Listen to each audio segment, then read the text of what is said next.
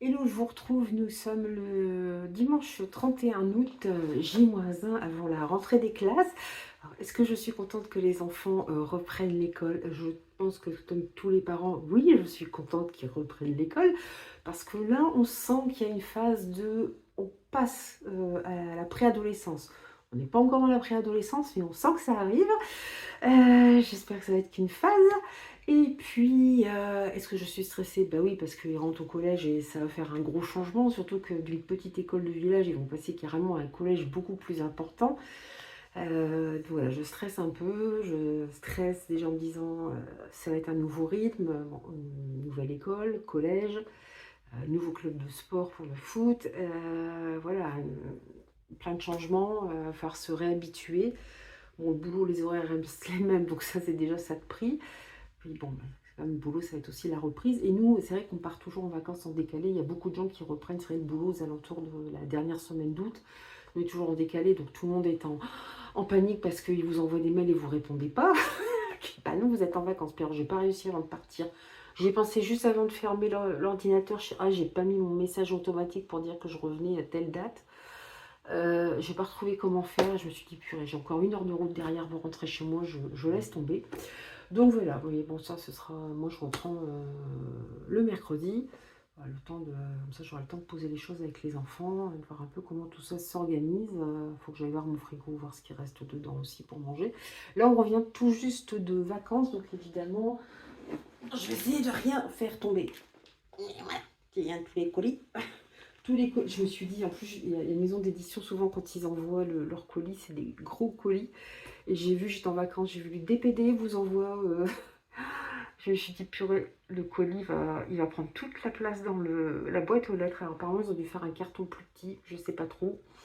À moins qu'il l'ait mis à un voisin, mais j'ai pas d'avis de passage. Il y a peut-être une paire de trucs pour les enfants quand même dedans, il faut que je vérifie. Et puis voilà, puis bah oui, j'ai l'avis de passage du facteur. Alors, il est très sympa parce que c'est son deuxième avis de passage. Il va repasser demain, donc voilà, je serai là, puis de toute façon, la boîte aux lettres sera libérée. J'ai 2 livres à chercher aussi, à aller chercher au Mondial Relais. Donc voilà. Donc du coup, ce vlog va commencer avec un unboxing direct. Bon, ça, on me demande si c'est pas pour les enfants, ça. Hmm. Des affaires. Ah, je suis assise par terre, il y a plein de poussière. J'ai pas été là pendant 3 semaines. La poussière, elle a continué à se répandre partout. Mon Dieu, qu'est-ce que c'est que ça? Non, ce n'est absolument pas un livre. Qu'est-ce que c'est que ça? Ah oui, ça c'est génial. Et le Beep and Go. Vous savez, les trucs, là, vous mettez sur votre voiture pour pas avoir trop d'attente au télépéage. Ils faisaient des offres intéressantes et c'était marqué livré sous 48 heures. Alors, tant qu'on se décide, tant qu'on trouve le temps, je me suis dit, là, il va falloir que je le commande. Je me dis, ouais, 48 heures, c'est bon. J'avais 4-5 jours devant moi. Je me suis dit, c'est bon. Sauf que 2 jours après avoir commandé, je reçois un mail me disant vous serez livré de votre Beep Go dans 5 jours. Sauf qu'entre-temps, j'étais partie. J'ai envoyé un mail, mais enfin, je ne leur ai pas dit vous foutez de ma gueule, mais c'est ce que je pensais très profondément. Je me suis dit c'est cool, on va rentrer. Puis franchement, on n'a pas vraiment besoin là. Alors c'est vrai quand on va chez mes parents, il y a le péage à payer, mais parce qu'après vous, en fait pendant un an, on ne payait pas le. J'ai eu que les frais d'envoi à payer et on ne payait pas le comment le. Je ne sais même pas à quoi ça ressemble. On ne payait pas les. Parce que là, on a pour 1,90 € par mois si on s'en sert. Seulement si on s'en sert, ça c'est bien. Si vous n'en servez pas, vous ne payez pas. Sauf que là, pour peu qu'on va chez mes parents, puis là c'était plus pour éviter les bouchons, des choses comme ça, parce que la dernière fois qu'on est parti en week-end le 14 juillet, ça a été l'enfer. Donc je me suis dit, je vais prendre un Beep and Go. Voilà, et cette offre, là même si je l'utilise pendant un an, je crois, il faut que je revérifie, je ne paye rien. Sauf que bah, j'ai dû le recevoir début août, donc bah, même pour l'année prochaine, il sera pas bon. Donc c'est génial. Bon bah ça c'est pas très intéressant du coup. C'est mes malheurs avec le Beep and Go. Ça c'est peut-être pour les enfants. C'est vrai que j'avais oublié que je leur avais commandé un truc pour l'école aussi. Et vu que c'est pas très épais, oui. Et tout simplement, j'en ai avoir 2 comme ça. Il leur fallait une palette avec la peinture. Il est bien en unboxing, il n'y a pas de livre.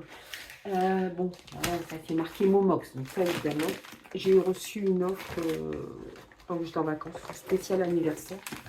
Donc, pour mes je ne sais plus combien d'années chez Momox. En plus, comme j'avais vendu des livres, ben, j'ai pu... en fait, ça m'a coûté rien du tout. Il y avait déjà une promotion dessus, ça m'a coûté rien. J'avais...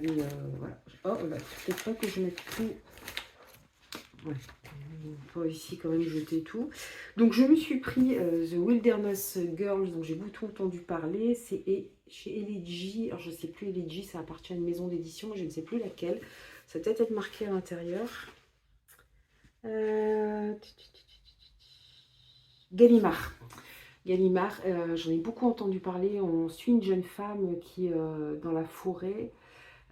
Enfin, Rhiannon, elle s'appelle. Elle rencontre 4 jeunes filles vêtues de peau de bête et protégées par une meute de loups. Et en fait, tout le pitch du roman tient dans le fait qu'on ne sait pas ce que font ces jeunes filles dans le bois. Est-ce qu'on va être dans du fantastique? Est-ce qu'on est face à des, voilà, des jeunes filles qui sont capables effectivement de parler aux loups? Ou est-ce que ce sont des jeunes filles qui ont été enlevées par un sadique qui les a emprisonnées? Apparemment, il y a ce jeu-là entre fantastique, fantasmagorie, rêve. Ces jeunes filles peut-être qui ont réussi à se convaincre qu'elles étaient protégées des loups et non pas qu'elles ont vécu l'horreur. Donc c'est un peu... voilà, je veux avoir la réponse. Bon, celui-ci est petit, hein. J'ai bien fait de l'acheter, c'est du poche. Ouais, c'est du poche en même temps. J'en ai entendu parler sur le compte d'Altarel, dont je vous parle souvent, qui fait des super réels sur tout ce qui est SFFF, notamment SF. Et il avait parlé des nomades urbaines de Robert Silverberg. C'est chez Robert Laffont dans leur collection Pavillon Poche. Alors si je me souviens bien, ouais c'est ça. On est en 2381 et l'humanité a réussi à pallier les problèmes de surpopulation en construisant d'immenses immeubles dans lesquels les humains s'entassent. Et chaque immeuble a ses règles de vie, a ses surveillants. Chacun doit vivre d'une certaine façon. Alors bon, évidemment, comme d'habitude, rien n'est parfait dans ce monde. La création, l'imagination et l'individualité, pardon, ils sont considérés comme des notions dangereusement subversives.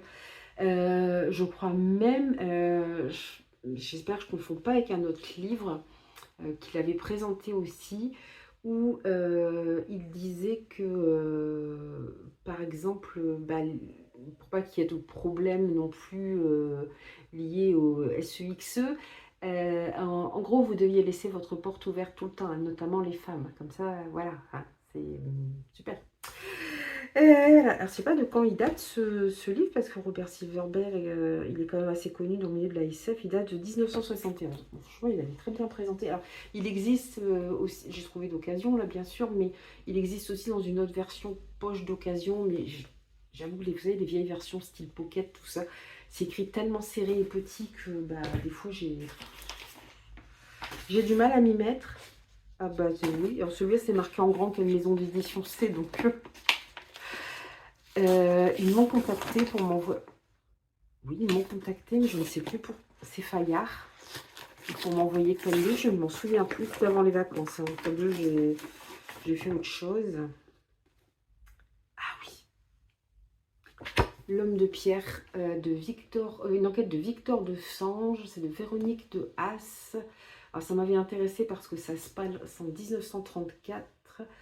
Et alors que les rues de la capitale s'embrassent sous le poids des émeutes et des scandales financiers, une découverte macabre vient bouleverser le 36 quai des Orfèvres. 13 cadavres sont retrouvés entassés dans la cave d'un immeuble voué à la destruction. La brigade criminelle menée par l'inspecteur principal Victor de Sange se lance dans une enquête haletante. Alors, évidemment, en plus, on est pas loin, 34, on n'est pas loin non plus de la Seconde Guerre mondiale, la montée du fascisme et du nazisme. Je ne sais pas si ça va rentrer en ligne de compte. Est-ce que c'est sa première enquête à Victor de Sange? Je ne sais pas. Il y a La Muse Rouge de la même autrice, mais alors est-ce que c'est aussi le même héros? Je ne sais trop rien. Il est très beau, il n'est pas trop long en plus, donc il va se lire assez facilement. Alors ça a été mis sous plastique, c'est quoi? La Poste. Franchement, La Poste, le livre, il est mis dans un plastique. Le livre est lui-même dans une enveloppe. Hein. Vous voyez que vous avez le...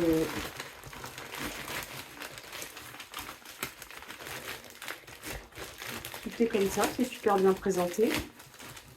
Ça risque pas de... Alors, attention.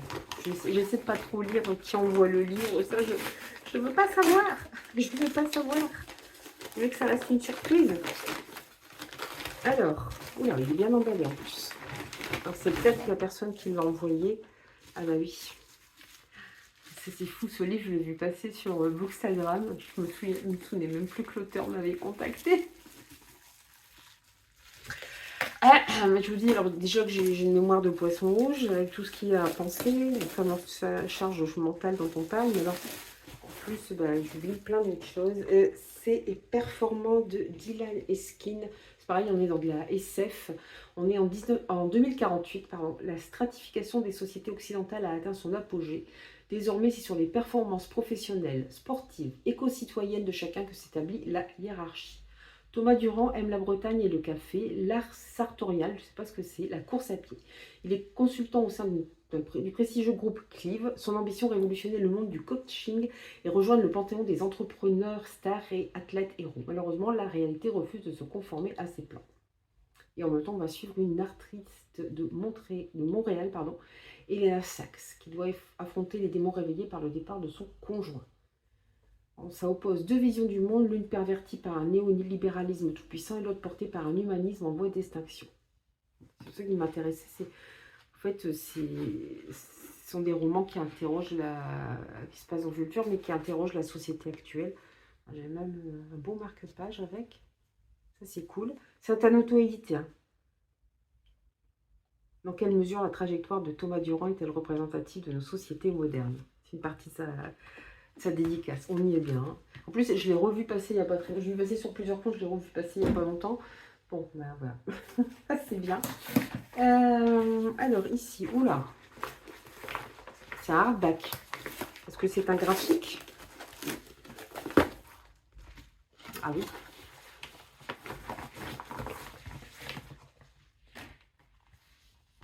Là, nouveau, c'est lequel de Tortue Ninja, celui-ci? Teenage Mutant Ninja, c'est toujours les mêmes. C'est le tome 1. C'est ce qui me semblait, il y a un autre tome 1 qui devait... J'étais contente de redécouvrir les Tortues Ninja, mais c'était des intégrales et j'avais lu les premières il y a longtemps, qui n'étaient même pas sous forme d'intégrale, mais là, on est sur un tome 1, Retour à New York. Bon, je vous passe tous les, tous les noms, parce qu'il y en a beaucoup, évidemment, parce qu'à chaque histoire, vous n'avez pas forcément le même dessinateur, le même scénariste, ou ils collaborent à plusieurs. J'aime beaucoup de pages de garde. Bah, c'est super. C'est super. Bah, je vais pouvoir le lire bientôt, mais j'en ai encore un de retard, je crois, de Tortue Ninja. Il faut que je regarde ça. Non, deux. J'en ai un autre où on parle plus de la fille du super méchant Shredder, hein, si vous vous rappelez de dessin animé Tortue Ninja. J'ai plus de plaisir à lire le comics. Le dessin animé, j'accrochais pas trop quand il passait il y a longtemps.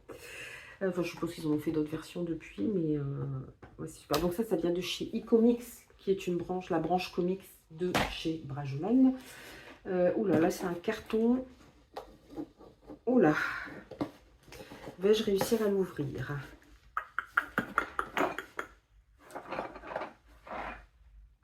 C'est à moi ça? Je vais mettre sur pause, je vais aller chercher une paire de ciseaux. Bon, je me suis bien battue avec l'enveloppe mystère, enfin le colis mystère, je vous le montrerai après. Bon, ça, je pense que c'est encore les palettes de deuxième loulou. Quand je l'ai commandé, la palette, en fait, j'en ai commandé une, j'ai oublié d'appuyer sur deux. Oui, je sais, j'ai encore fait ma blonde, c'est les palettes. Je vais ouvrir ce petit colis-ci. Un petit, façon de parler.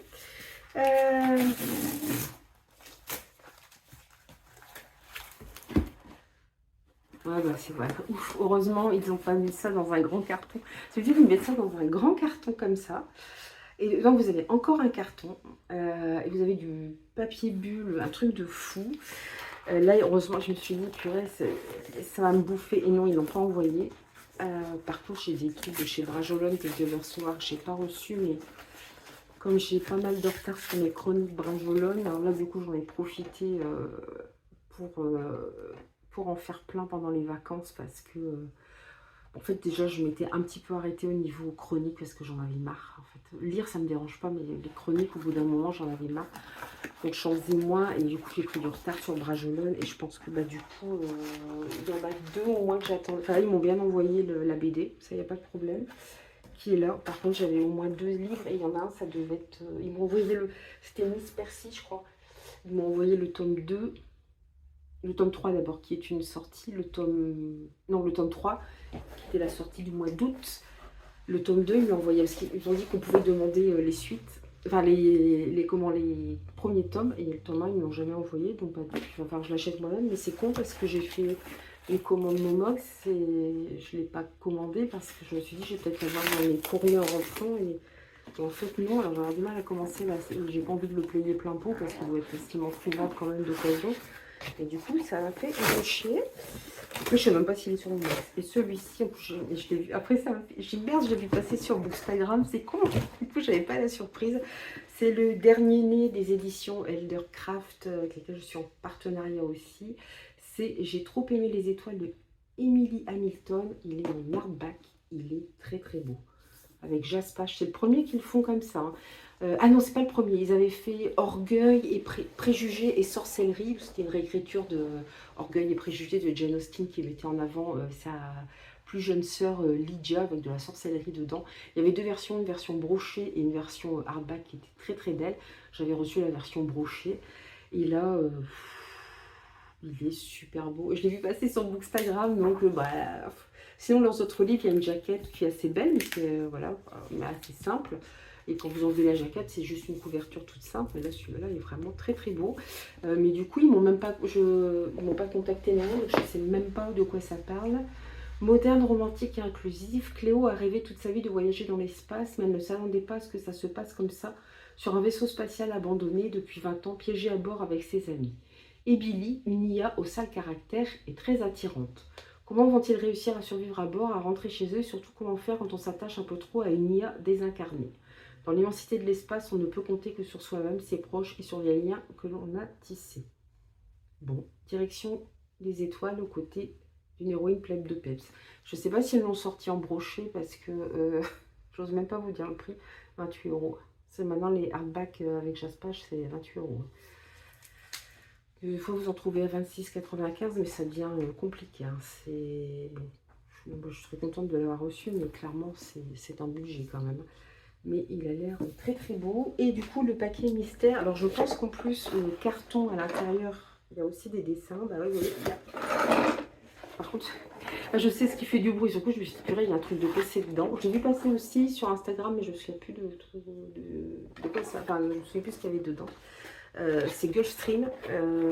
Gulfstream, ils font des partenariats. Je pense qu'ils ont des partenaires à l'année, mais sinon, ils lancent des partenariats pour certains de leurs livres. Et voilà, vous faites une demande sur leur site. Alors, moi, j'en avais fait 3. Là,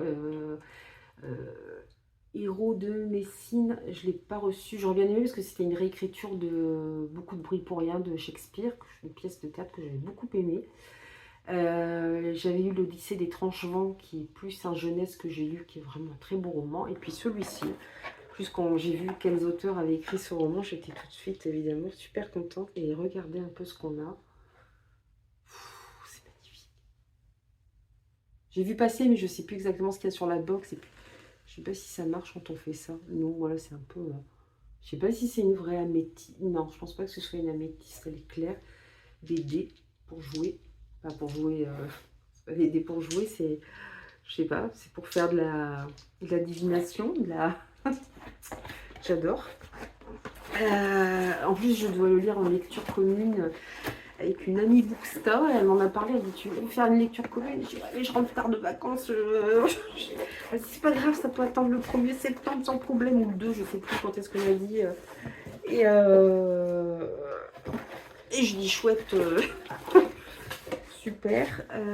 Donc là, on a le communiqué de presse. Et là, on a un autre petit truc dessus. Mais j'aimerais bien vous montrer parce que franchement, l'intérieur du carton, il y a même quelque chose de noté, je pense, à l'intérieur. Il est canon. Alors, par contre, j'ai pas envie de tout destroyer. J'ai trouvé une super paire de ciseaux à ongles. Bon, c'est tout ce que j'avais sous la main. J'ai pas le courage de redescendre chercher les cartons, les ciseaux au rez-de-chaussée. Bon, alors il y a quelque chose de noté à l'intérieur, c'est du texte. Bon, je vous le ferai une autre fois parce que là, sinon, on en a pour 3 heures. Et il y a encore des choses dans le précieux qui est ici. Il y a encore des dés. Ouais, c'est génial ça. Oh, c'est du semi-hardback. Comme ils font de plus en plus chez... Je suis étonnée parce que Gulfstream, je reçois rarement leurs grosses sorties. C'est plus tout ce qui est vraiment jeunesse que je reçois. Ah ben là, pour le coup, je pense que c'est une améthyste. Ah, en tout cas, c'est la couleur d'une améthyste. Ça, je ne sais absolument pas à quoi ça sert. Je sais pas à quoi ça sert. Ça peut pas être un marque-page. Bon, ça a été expliqué dans le livre. Le marque-page. Et la beauté qui arrive. Rune, je sais pas si on prononce comme ça. Le Prince de Rune, tome 1, Zénaïde. C'est de Maxime Fontaine et Romain Watson. Je vous en ai peut-être déjà parlé parce que j'avais beaucoup aimé leur série. Enfin, je ne l'ai pas encore fini, bien sûr, parce que moi, je suis une spécialiste. Je commence les sagas, je ne les finis pas. Mais j'avais eu un coup de cœur pour le tome 1 de leur série Sorcier. J'ai adoré. J'ai une collègue qui est en plus très fan de ce qu'ils font aussi. Au point que l'auteur, c'est lequel, Maxime Fontaine, il la reconnaît dès qu'elle arrive en salon, quoi. Elle le suit partout sur Instagram. Et voilà, j'avais vraiment beaucoup aimé. Vous avez le sens du détail chez puis alors. Voilà, et 26 €. Bon. Après, c'est du semi-hardback. Il est très très beau. Franchement, piou, piou, piou, piou, piou. Il n'est pas petit, hein. Oh là, il fait près de 600 pages. Donc là, on est dans une autre saga. Lorsqu'au ciel paraîtra le... Ah oui, ça j'en ai... Ah bah je vous ai pas montré. C'est ça qu'on voit aussi sur le carton. Et il y a même un petit signet qui est là. C'est le grand luxe, hein, ce livre. Lorsqu'au ciel paraîtra le pays sulfureux qui dans l'ombre engloutit les êtres valeureux, pour le peuple assiégé devient l'un des flambeaux en allant retrouver ta mère en son tombeau. C'est une prophétie, clairement. Je me demande si c'est pas ce qui est noté dans le carton. A-t-elle rêvé cette nuit où le mage d'Éthérion s'est-il tenu séant en sa chambre pour lui déclamer ses obscures paroles? Au petit matin, Zénaïde, fille adoptive du duc d'Anjou, ne le trouve point dans l'enceinte du château. La jeune noble aux cheveux améthystes part donc en quête de l'insaisissable mage. C'est alors que le ciel du royaume de France est assombri par l'apparition d'un mystérieux et immense continent. D'aucuns parlent déjà, non sans crainte, du sinistre pays de Rune, je ne sais pas comment on prononce. Moult légions infernales se déversent ensuite sur les terres du roi Louis XI. Les paroles de Déthérion prennent un nouveau sens. Zénaïde serait-elle ce flambeau annoncé dans l'énigmatique prophétie? Alors, les illustrations sont d'Anne-Clotilde James et d'Hypatie Asswang. Je ne connais pas trop moi, les illustrateurs. Je ne sais pas s'il y a des illustrations à l'intérieur. Il faut savoir que Maxime Fontaine et Romain Watson font beaucoup de jeux de rôle, hein, ce qui fait que leurs livres sont souvent plein de peps, plein d'aventures. Enfin, j'avais beaucoup aimé. Et ils sont aussi frères. Je ne sais pas pourquoi ils ne portent pas le même nom.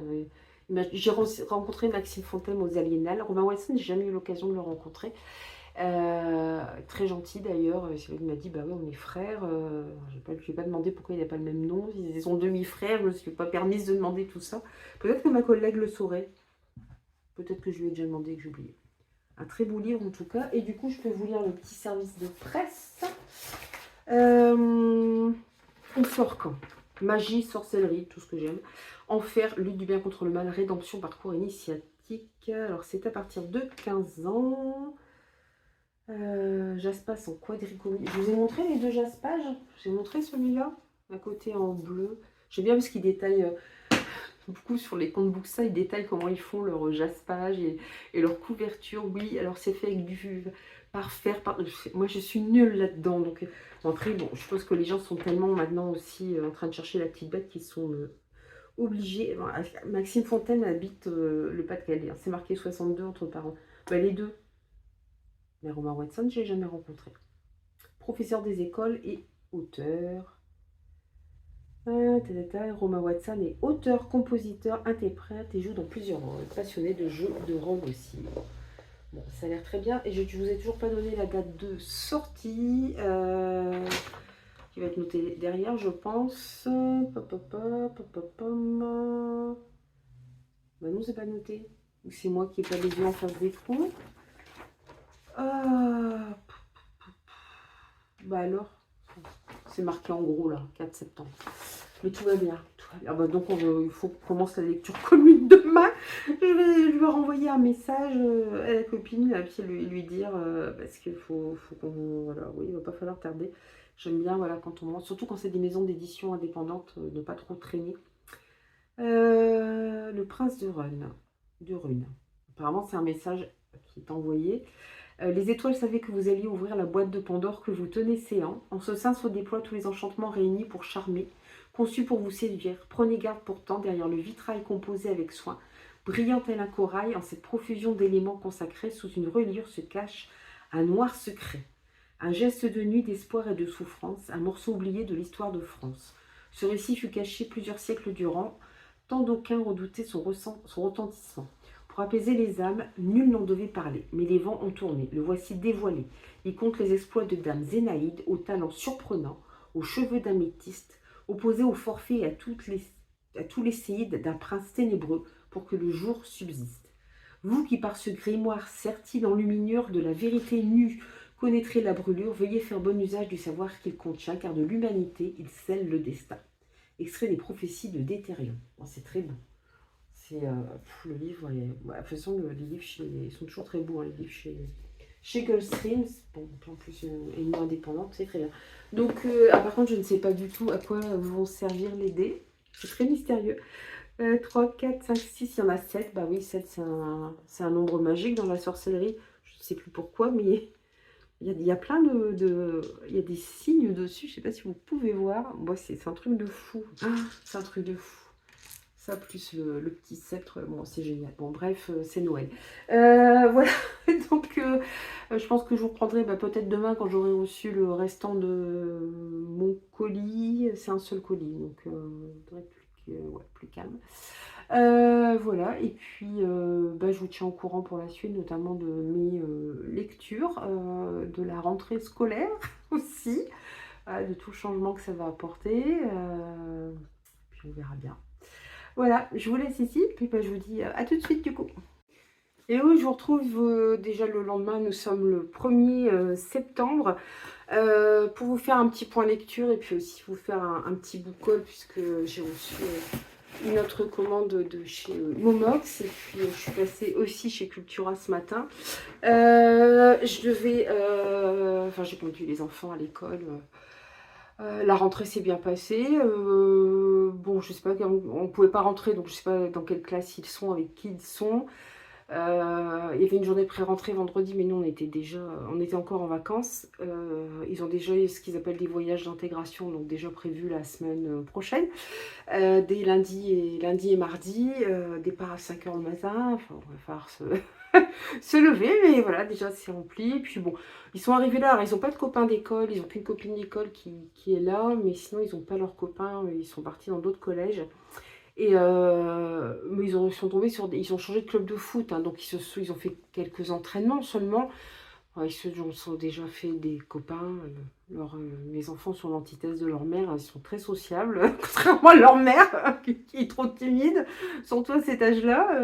Mais eux, ouais, donc ils ont trouvé des copains de foot, ils étaient avec leurs copains de foot, voilà, ils étaient en train de discuter, donc maman ne comptait plus. Moi, je me demandais si on pouvait rentrer pour avoir des renseignements, tout ça. Bon, on ne pouvait pas rentrer, c'était que les enfants. J'ai un garçon, je vais aller voir les panneaux à l'intérieur. Oh, je viens de dire, ouais, tu nous embêtes, quoi. Sinon, mais vous faites votre vie, mais moi, je vais aller voir les tableaux. Mais on ne pouvait pas rentrer, puis la directrice nous a dit, bon, on les prend en main, tout va bien se passer, vous inquiétez pas. Voilà, donc c'est bon. Parce que ça fait bizarre, hein, parce que ils sont 1000, je crois, dans ce collège. Et nous, ils étaient dans une petite école de village où ils étaient peut-être, je sais même pas combien ils étaient. Je sais même pas s'ils arrivaient à 300. Je suis même pas sûre. 200, 300, je sais pas. Je sais même pas. Je sais même pas s'il est passé de 200 parce que c'est vraiment une petite école. Donc là, ça va. Bon, on est allé visiter plusieurs fois et puis ça, voilà, ça leur a fait. Ça leur fait plaisir, je crois qu'ils ont fait le tour de l'école primaire de toute façon, donc ils sont contents de changer d'école. Parce qu'à chaque fois on dit, bah, on reprend l'école, ah non, c'est le collège, hein, attention, faut pas mélanger, maintenant ils sont au collège. Donc voilà, et puis bon, après j'avais quelques courses à faire, faut que je fasse les courses alimentaires, enfin bref, toujours les trucs, faut courir pour tout faire, et puis bah, je les récupère plus tôt ce soir, ils ont commencé leur rentrée, ils commençaient qu'à 9 h, ils finissent à 16 h, donc bon, 16 h je vais être bonne pour aller les rechercher, puis c'est pas très loin, mais c'est quand même plus loin que l'école évidemment, et puis surtout, c'est près d'Arras, donc il y a plus de circulation. Puis alors ce matin, je vous dis pas, je me suis même pas garée sur le parking de l'école, il y a un parking en face. J'ai peur qu'il n'y ait pas de place et je voyais plein de gens aller sur le parking du stade en fait, donc je suis allée sur le stade. J'ai mis 10 minutes, un quart d'heure pour ressortir quoi. Tellement c'était le bazar, donc ce soir, bah, je pense que ça va être un peu le même beans. Je suis pas encore allée récupérer mes colis non plus au relais, enfin je suis passée à la pharmacie, je n'ai pas fait les courses alimentaires, enfin donc, bref, et puis ce soir, il va falloir tout organiser, je suppose, et regarder un petit peu tout ce qui leur manque. Enfin, vraiment, j'ai suivi la liste, mais il y a toujours des petits trucs qui manquent. Et puis bon, on verra bien quoi. Sinon, je voulais vous parler de ce livre que j'avais commencé, que j'avais pas encore eu le temps de finir. C'est le tome 1 de The Witcher, le dernier vœu de Andrzej Sapkowski, je sais pas si je prononce bien, chez Bragelonne. Ils sont en train de rééditer chez Bragelonne la série de The Witcher en collier collector, comme ça, ils sont vraiment très très beaux. Bon, je sais pas si je vais avoir le tome 2, parce que je suis très en retard sur mes chroniques au niveau de Bragelonne, donc on verra bien. Vous avez un très très beau jaspage, et puis même le livre, il est vraiment super. Alors je savais que voilà, le premier volume, en fait, c'est un recueil de nouvelles où on découvre tout de suite Geralt de Rive. C'est fou parce que j'ai jamais lu les livres, j'ai jamais joué au jeu de rôle, j'ai pas Netflix, voilà, mais je pouvais pas m'empêcher d'imaginer quand même comment, je vais pas retrouver son nom, celui qui joue The Witcher, enfin, qui jouait The Witcher, qui jouait Superman, Henry Cavill, voilà. Voilà, je, c'est lui que j'imaginais alors que j'ai jamais vu la série, mais c'est pas grave. Alors c'est vrai qu'au début, bon, les formats nouvelles, c'est pas forcément ce que je préfère, mais j'ai trouvé ça pas mal parce que l'auteur va quand même puiser dans le folklore, dans les contes. Il y a plein de créatures, mais voilà, il parle à un moment d'une maison avec des pattes de poulet. Il y a des réécritures de contes, alors elles sont assez sanglantes. Ceci dit, les premières écritures de contes, hein, c'est pas. Je trouve qu'on c'est trop fait. C'est on est trop influencé par Disney. Même moi, si à la base j'ai plutôt lu les vrais contes à l'école, où on m'a offert des livres de contes, c'est vrai que c'est phagocyté par Disney. Et Disney, c'est le monde des bisounours, quoi. Les contes, à la base, c'est quand même assez cruel et assez dur, hein. Donc c'était vraiment sympa voilà, de voir ces réécritures, de deviner voilà, certains, mais à la sauce The Witcher, et puis voilà, on suit ce sorceleur, et il y a, entre chaque nouvelle, il y a un fil rouge, en fait, où on le voit se reposer, donc on voit d'autres personnages, une prêtresse, on voit, alors si vous connaissez, c'est Jacquier, je crois aussi, qui l'accompagne, et on apprend aussi comment il est devenu sorceleur. Il y a aussi Yennefer qui va apparaître dans la dernière nouvelle, le dernier vœu. Donc on comprend aussi du coup les relations entre Yennefer et Geralt, ce qui va l'y lier, même s'il y a encore des choses qui restent très mystérieuses, qui elle est vraiment aussi. Parce que j'ai vu des extraits de la série, mais bon, je ne m'attendais pas à ces découvertes-là. Donc je pense, alors les nouvelles sont vraiment, voilà, la plupart voilà, ça plonge vraiment dans le folklore, et c'était vraiment très très bien. C'est très sombre, hein, c'est de la dark fantasy, mais il y a de l'humour en même temps. Vous avez notamment les personnages humains. Alors, il y en a qui essaient de rouler le sorceleur dans la farine. Il y en a qui essaient de faire passer certaines personnes pour des monstres qui n'en sont pas. C'est surtout plus. Les premières nouvelles sont un peu plus sombres, mais les dernières, elles sont. Vous avez des paysans ou même des bourgmestres. euh, ils sont à la limite de l'idiotie, quoi. Ils sont naïfs, ils sont. Enfin, donc ça donne des moments d'humour, ce qui fait que ça allège un petit peu aussi le côté très dark. Et puis aussi l'immense solitude, on voit qu'ils qui entoure en fait le sorceleur, quoi. C'est vraiment quelqu'un qui est très solitaire de par ce qu'il est, de par sa fonction aussi. Et les gens s'en méfient et tout en étant obligés de faire appel à lui dès qu'il y a un monstre à vaincre. Et voilà, donc et la dernière nouvelle, effectivement, parle de Yennefer. Et c'est non, c'est pas mal fait, c'est très humain, c'est en même temps, même si c'est de l'imaginaire de la dark fantasy, il y a une touche d'humour. Et je pense que c'est un tome nécessaire aussi pour mieux rentrer, je pense, après dans l'univers de The Witcher. Alors, j'ai pas encore lu les autres. Je pense que je vais, même si je ne reçois pas le tome 2, je me l'achèterai. J'aimerais bien les avoir dans cette collection-là, en fait. Et puis, les lire au fur et à mesure et voir si, voilà, moi j'ai l'impression que c'est vraiment une introduction au monde du sorceleur et aussi aux personnages principaux qu'on va voir tout au long de la saga. Alors peut-être qu'on va les revoir après dans les autres romans, je ne les ai pas lus, mais en tout cas je trouve que c'est intéressant, voilà, ça permet de rentrer dans le monde du sorceleur, du coup ces nouvelles, et voilà, je m'attendais à quelque chose peut-être d'un petit peu comme ça, pas plus intéressant que ça. Bon, bah, je suis contente en fait de l'avoir lu. C'était vraiment, pour moi, vraiment une très bonne entrée en matière pour, voilà, pour entrer dans le monde du sorceleur. J'ai commencé aussi, j'avais reçu un service de presse dans le cadre de mon partenariat avec Château d'Âme, Lydie Orgueil et Mister Préjugé, pardon, de Bianca Marconero, qui, comme son titre l'indique, est une réécriture de Orgueil et Préjugé. Sauf que on va inverser, puisque dans le roman d'origine, l'héroïne c'est Elizabeth Bennet et le personnage principal masculin c'est Fitzwilliam Darcy. Là, c'est elle qui devient une Darcy, donc quelqu'un d'un milieu très riche qui peut paraître très hautaine et prétentieuse. Et de l'autre côté, nous avons William Bennett, qui lui voilà, est issu d'une fratrie de 5 gars. Pour le coup, ils ont tout changé, hein. Tous les personnages qui étaient masculins chez Jane Austen ou féminins, voilà, c'est inversé quasiment, par quelques petites exceptions. Il y a aussi des clins d'œil à d'autres personnages, d'autres œuvres de Jane Austen. Alors, vous n'avez pas besoin d'avoir lu Orgueil et Préjugés pour lire ce roman, puisque c'est, voilà, c'est une autre histoire. Alors par contre, ça va peut-être vous spoiler un petit peu ce qui se passe dans le roman de Jane Austen, même si, bon, vous avez peut-être vu des films, je pense que vous, voilà, vous devinez un petit peu ce qui va se passer. Par contre, moi, ça m'a un petit peu désarçonné au début, parce que pour moi, Bennett, c'est Elizabeth Bennet. Alors tous les personnages, en plus, c'est ça, ils sont tous inversés. Il est avec son ami Charlie. Alors, j'étais là, ouais, mais à la base, dans ces Jane Austen, c'était Charlotte, c'était une femme. Ouais, c'est un peu compliqué. J'avais un peu de mal et à chaque fois, je bute du coup sur les noms. Sinon, c'est pas mal fait. Il y a un petit peu de smut, mais ça va. Euh, il y a vraiment tous les personnages principaux de Orgueil et Préjugés, en fait. Moi, je ne suis pas une puriste, hein, du genre, donc je suis contente de, voilà, trouver des réécritures des romans de Jane Austen que j'ai beaucoup aimé. Donc il y a de l'humour, il y a des punchlines entre les deux personnages qui se détestent. On est dans un enemies to lovers, en fait. On est aussi dans ces différences de classe, hein, qui sont toujours marquées, même si ça se passe au XXIe siècle.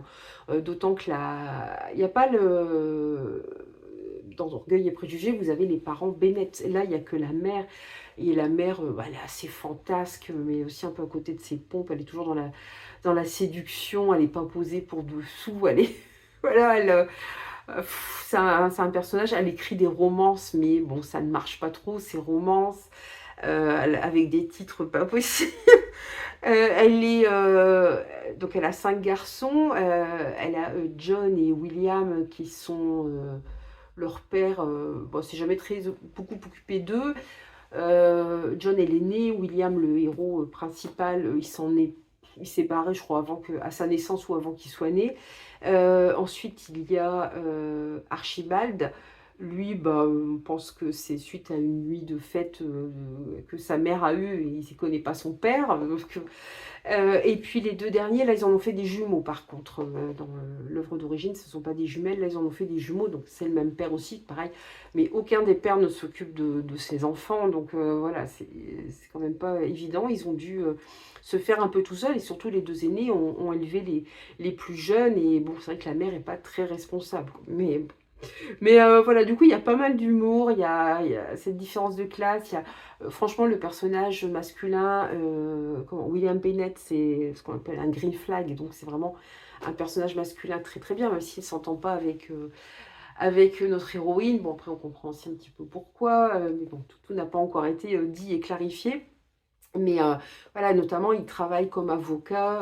Alors, je sais pas si ça va être un système qui doit être anglais. euh, il travaille, mais je pense avec faible rémunération. Je sais pas trop. Donc voilà, il gagne pas énormément, mais il aide surtout des gens qui sont en difficulté. Et lui, notamment, il s'occupe des affaires qui concernent le harcèlement au niveau enfin, des femmes qui en sont victimes. Voilà, c'est vraiment... voilà, il y a des petites réflexions par moment, effectivement, sur le consentement, sur la place des femmes, voilà, qui viennent du personnage principal, mais dans le bon sens du terme, dans un sens positif. Donc c'est vraiment un personnage sympathique. Bon, elle, on se dit qu'elle a Miss Darcy, on se dit qu'elle a des choses certainement, voilà, aussi qui l'ont blessée, qui expliquent certainement pourquoi elle peut paraître comme ça assez orgueilleuse. Pour l'instant, c'est une bonne lecture. Alors par contre, comme je dois commencer une lecture commune, je ne sais pas quand je vais reprendre. J'ai commencé hier un Bragelonne. Je dis, mais pourquoi j'ai pas plutôt commencé celui-là qui est un roman, quoi. Enfin bref, génial. Et là, je voulais aller chercher parce que j'ai vu qu'il était sorti le 28, je crois. Et c'est une de ces éditions de Saxius, ils vont sortir soit en relié avec Jaspage, soit en poche. Vous n'avez pas la version brochée. Je trouve ça super, ça permet d'acheter les poches. Bon, c'est dommage, ils font pas sur toutes leurs sorties en ce moment, parce que moi, j'aurais bien aimé prendre aussi N'invite pas la forêt à entrer, mais du coup, je l'ai pas. Il est en broché et en relié, mais voilà, du coup, je l'ai pas pris. Mais du coup, j'ai pris Vespéral en poche, puisqu'ils l'ont sorti soit en relié Jaspé, soit en poche. Voilà, donc là, j'en ai eu pour 8,90 €. Je l'ai pris avec ma carte cadeau, en plus de chez Cultura. Donc, j'ai rien eu à débourser. Alors, oui et non, parce qu'en même temps, j'ai revendu des livres, et puis toujours à bas prix chez Cultura. Mais quand même, c'est intéressant. Alors, la couverture, c'est la même sur le relié, sauf que c'est plus grand. Il y a du jaspage, tout ça. Ils vont, au mois de septembre, il y a une ou deux autres de leur sortie, je sais plus. C'est pareil, ça va être comme ça. Vous allez avoir un relié et le poche. Et je trouve ça super. J'avoue que j'aimerais bien qu'ils étendent ça, en fait, à tous leurs livres, parce que j'achète moins de reliés.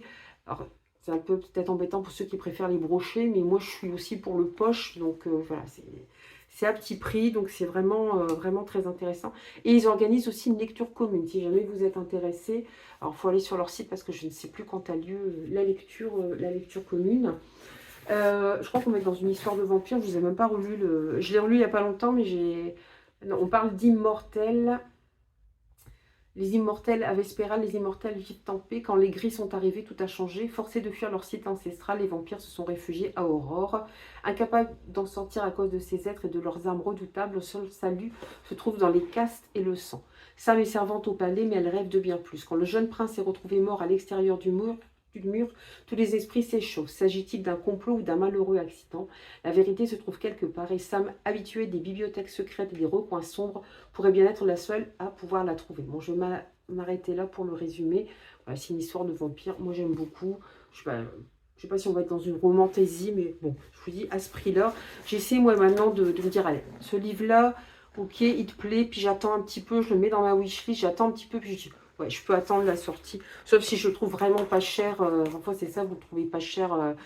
Il est au même prix, voire même moins cher en brochet d'occasion. Je le prends, mais sinon, je me dis, allez, tu peux attendre, surtout qu'ils en sortent quand même très régulièrement chez PAL. Et puis là, c'est voilà, ma réception de chez Momox. La deuxième, en plus, je suis arrivée. Je suis quand même allée voir dans la boîte aux lettres parce que, alors je sais pas si c'est les livraisons de gros colis qui passent avant, ou si c'est le facteur tout court qui passe plus tôt, mais d'habitude il a un plus petit véhicule. Enfin bref, je regarde dans la boîte aux lettres, je vois rien, puis il y avait un camion sur la servitude. Et c'est vrai qu'ils ont des jaunes moins pétants maintenant, puis j'avance ma voiture, puis ah mais merde, c'est la poste. Et le gars il redescendait de la porte d'entrée, en fait il était à la porte d'entrée. Je m'arrête, il me dit oui, c'est moi. Donc, je dis cool, parce que je sais pas si c'est lui du coup qui m'a mis les avis de passage. Je sais pas si je vais encore avoir d'autres courriers plus tard, mais bon. Ah super.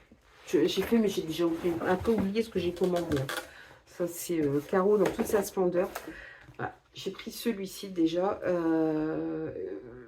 Je crois que je pouvais le... Je me demande si je ne l'ai pas emprunté en médiathèque, mais comme je n'ai pas avoir le temps de le lire tout de suite, il était vraiment pas cher. Il était à 6 et quelques, alors qu'il est à 19 à la base. C'est dans la forêt profonde de Kate Purcell, c'est dans la collection R. Ça doit être Robert Laffont. Dans la petite ville de Cabal Hollow, il y a deux attractions. Sa forêt qu'on dit habitée par le terrifiant homme papillon et les femmes de la famille James qui tiennent le dîner, la lune des moissons. Comme ses trois sœurs, Lyndon James est née avec d'étonnants pouvoirs. Elle est capable de goûter les émotions de ceux qui l'entourent. Ah donc elle regrette amèrement de posséder depuis qu'il lui a coûté son amitié avec Cole Spencer, le séduisant fils du maire. Lorsque le corps d'une adolescente est retrouvé dans la forêt, Lyndon décide d'utiliser son don d'empathie pour percer les mystères de sa mort. Donc je vais m'arrêter là. Il est en super bon état. Putain, on dirait qu'il est neuf, hein, franchement. Il est sorti il n'y a pas très longtemps, ce livre. Et j'en ai entendu parler sur Booksta, donc j'avais très envie de le prendre. Celui-ci, c'est pareil. Alors, j'avais envie de le prendre, parce que justement, il y avait des vibes un peu automnales. Et j'ai pas vu de bon retour, mais j'avais quand même envie de le lire pour me faire mon avis. Et je me suis dit, je vais attendre qu'il sorte chez Pal. Je crois qu'il est sorti ou qu'il va sortir bientôt, mais je l'ai trouvé encore moins cher chez Momox en version brochée. C'est l'automne sans fin de Amy Avery. C'est chez Sabran, là, cette fois. Je pense que c'est une réécriture aussi du mythe de Perséphone. Dans un monde où chaque saison est incarnée par un dieu, Tyrne mène une vie bien différente des autres mortels. Elle est le héros de l'automne, une divinité distante et froide qui règne sur sa saison et les âmes défuntes. Comme chaque année, elle accompagne son dieu dans le royaume des humains. Et le miroir qui permet leur traversée se brise, les piégeant tous les deux et plongeant le monde dans un automne sans fin. Désormais prisonniers de leur saison, ils devront faire face aux afflictions de la vie mortelle, alors que les catastrophes se succèdent. Suspectée d'être l'instigatrice de ce chaos, Tyrne devra découvrir qui aurait intérêt à ce qu'un dieu soit exilé à tout jamais. Voilà, alors je sais pas, bon je l'ai trouvé pas cher, du coup je l'ai pris. C'est pareil, il est en super bon état. Et vraiment des vibes automnales. Comme je ne désespère pas de vous faire ma palle pour le Pumpkin Autumn Challenge, je pourrais peut-être le rajouter dedans, je ne sais pas trop. Voilà, il m'a coûté 7 euros, donc il est moins cher ou il sera au même prix que voilà, le 1, 2, je vais y arriver, que le poche. En plus, bon, j'avais une réduction sur mon Mox, donc c'était l'occasion.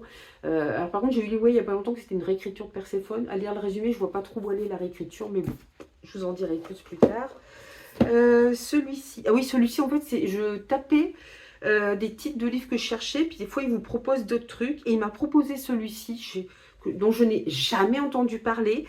Et quand j'ai vu la couverture, quand j'ai lu le résumé, j'ai dit, oh là, il me tentait beaucoup. C'est Dans la maison au cœur de la forêt profonde de Laird Hunt aux éditions Actes Sud. La couverture est superbe. Alors je pense qu'on va être dans une réécriture, voilà, du petit chaperon rouge avec le loup, puis un renard. Pour le coup, le petit chaperon rouge, on ne voit pas de rouge, ou alors c'est elle le loup parce sa tête est collée à... Enfin, les deux têtes sont collées, la couverture est magnifique. Alors, je vais essayer de vous faire le résumé, mais il y a l'étiquette qui est juste dessus. Donc ça, c'est pas cool, les gars. Alors, ça commence par « Il était une fois une femme ». J'arrive pas à lire la suite. Voilà. Qui alla et n'alla pas au bois. Dans ce conte envoûtant qui prend pour décor la Nouvelle-Angleterre coloniale, une puritaine bien sous tout rapport disparaît, à moins qu'elle n'ait fui ou abandonné sa famille, à moins qu'elle n'ait été kidnappée puis relâchée dans les profondeurs des forêts du Nord. Seule et sans doute égarée, elle rencontre une autre femme. Alors tout change. Au fil d'un voyage qui l'amènera dans les bois sombres abritant des loups à la figure quasi humaine, au fond d'un puits tout humide des hurlements des hommes, et sur un bateau magique fait d'ossements, notre héroïne s'apercevra que le mal qu'elle fuit est en elle depuis le commencement. C'est l'histoire d'un ensorcellement, d'une trahison, d'une chasseresse et de sa proie, de dévoration mutuelle, l'histoire de femmes en colère s'émancipant des contraintes, quel que soit le prix à payer, quitte à commettre l'indéfendable. Elle a écrit, l'autrice, La route de nuit et Never Home. Donc, je sais pas de quand il date, mais franchement, le résumé, puis cette cover... 2010, ah non, c'est sorti en 2022 chez Actes Sud, mais le livre date de 2018, donc je ne peux pas passer à côté. Mais à ce moment, celui-là, en plus, je l'ai vu en passant chez Cultura, justement. La Nuit des Généraux, j'en avais parlé lors des sorties, donc là, c'est sorti en poche chez Nouveau Monde. Nouveau Monde, c'est de quelle maison d'édition? Je crois que c'est les éditions Nouveau Monde, tout simplement. Oui, c'est Nouveau Monde Édition. C'est sorti en janvier. C'est de Hans Helmut Kirst. Ah, ça doit pas être récent parce que moi, j'ai vu un film qui date déjà. Il y avait Omar Sharif dedans. Philippe Noiret, si je dis pas de bêtises. Il y avait encore Peter O'Toole. Et encore un autre acteur, mais je n'arrive pas à retrouver son nom. Ouais, c'est un film qui devait dater des années 60-70 quand même. Et j'avais énormément aimé le film. Et là, quand j'ai vu que c'était tiré d'un roman, il restait quand même à 10,90 €. J'avais pas vu le prix en poche. J'avais vu qu'en grand format. Et il y avait plein de livres de cette maison d'édition. Alors, je sais pas si c'est des livres qu'ils rééditent. Bon, ça peut être intéressant de suivre ça. On est à Varsovie en 1942. Le major Gros de la police militaire enquête sur le meurtre d'une prostituée polonaise. Un témoin affirme que le meurtrier portait un uniforme de général allemand. Gros identifie bientôt 3 suspects, 3 généraux. Le premier, cruel et fanatique, est totalement dévoué au Führer. Le deuxième est un aristocrate opportuniste. Le troisième appartient au petit groupe qui décidera d'assassiner Hitler lors de l'opération Valkyrie. 1944, à Paris où Gros a été muté alors que l'attentat manqué contre Hitler jette le trouble parmi les nazis, un nouveau meurtre de femme est commis qui ressemble étrangement à celui de Varsovie. Ensuite, nous sommes à Dresde, 1956. Un troisième assassinat attire de nouveau l'attention sur les 3 généraux.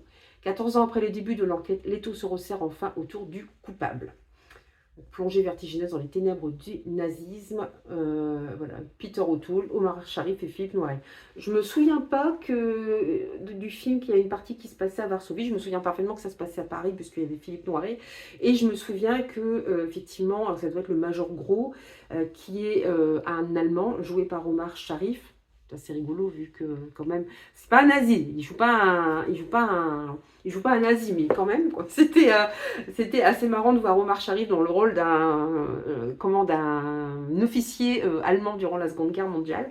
Et Philippe Noiret lui fait partie de la police française et voilà, il y a ces prostituées qui sont mortes. Et il y a bon, il se passe d'autres choses, je ne vais pas trop vous en dire parce que je sais pas si on va retrouver les mêmes choses dans le livre. Et Philippe Noiret, il y a un moment, il dit mais dit à ce major allemand, mais attendez, c'est la guerre, il y a des gens qui meurent par milliers. Pourquoi vous entêtez à vouloir enquêter sur les meurtres de ces prostituées dont personne n'a rien à fiche? Et il lui dit, bah non, c'est une question de justice, et le fait aussi que ces femmes méritent aussi justice, et que c'est pas parce que c'est la guerre que... voilà, que ça doit être le chaos partout et que la justice ne doit pas être respectée et qu'on puisse tuer impunément. C'était mieux dit que ça dans le film, hein, mais ça m'avait marqué ces mots. Je veux dire, cet officier allemand qui, quelque part, qu'est-ce qu'il en a à péter de ces prostituées polonaises ou françaises, surtout que ça implique des généraux. Alors, je ne me souvenais pas qu'il y avait 3 généraux qui étaient mis sur la sellette. Je me souvenais d'un en particulier, ou est-ce qu'il n'y en avait qu'un seul pour le film pour que ce soit plus simple, mais je ne savais pas qu'il y en avait 3. Et voilà, et quelque part, en plus, il enquête contre des gens qui sont dans son camp, alors qu'on est en période de guerre. Et j'avais trouvé ce personnage incroyable, quoi, de vouloir rendre justice à ces femmes et de vouloir que, bah voilà, que la justice demeure malgré la guerre, même si c'est pour arrêter des généraux, quoi. Ça m'avait vraiment marqué. Voilà, donc je voulais lire le livre, et bien là je l'ai trouvé pas cher en plus. Vous voyez, ils ont plein de collections comme ça, et chez Cultura, il y en avait plus. C'est la première fois que j'en voyais chez Cultura. Et, ouais, je pense que ça doit être des rééditions certainement. Mais en tout cas, je trouve ça bien qu'ils rééditent des livres comme ça. Et puis alors en ce moment, je suis dans ma période, je vous ai montré hier hein, ce que j'avais... enfin non pas hier, mais au fil un peu de mes autres vlogs de vacances, je suis dans ma période, je veux lire des webtoons, quoi, voilà, des livres enfin, tirés de webtoons.